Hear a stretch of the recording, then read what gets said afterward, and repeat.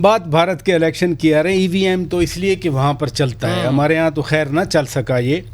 India alliance की आप बात करते हैं, ठीक है इकोनॉमिक इश्यूज आ गए, बट सियासी इत्तेहाद में अगर दरारें हों, मैंने वेस्ट बंगाल की चीफ मिनिस्टर ममता बनर्जी की बात की, उन्होंने इंडिया अलायंस से हट के अपने उम्मीदवार अलहदा खड़े कर दिए। मायावती यूपी में उसने अपने उम्मीदवार अलहदा खड़े कर दिए। बिहार में नीतीश कुमार जी वो अलहदा हो गए। तो ये नुकसान तो इंडिया अलायंस का, इसका फ़ायदा आप नहीं समझते बीजेपी को होगा, नरेंद्र मोदी जी को होगा?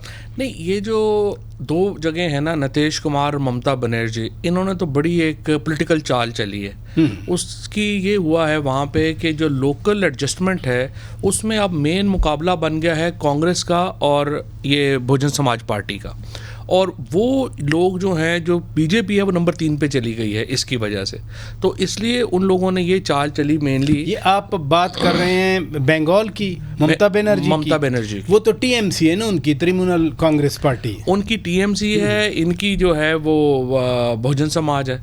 सो इन्होंने ये चाल चली है टीएमसी ने, और उन्होंने कि ये बीजेपी को तीसरे नंबर पे पुश करने के लिए अच्छा। इन्होंने कांग्रेस और आपस में मुकाबला खड़ा कर दिया। अच्छा। तो उसके नतीजे में ये होगा कि अब नंबर 1 नंबर 2 दोनों जो है वो इंडिया। यानी आप समझते हैं कि बीजेपी वेस्ट बंगाल में पीछे चली गई है इसी इनकी चाल। वरना ये होना था कि कांग्रेस की, मतलब आपको पता है कांग्रेस भी मेजर प्लेयर है बंगाल में, तो होना ये था कि इन दोनों के अलायंस के नतीजे में मुकाबला होना था, ये BJP versus India versus alliance, और बीजेपी ने नंबर 2 होना ही था।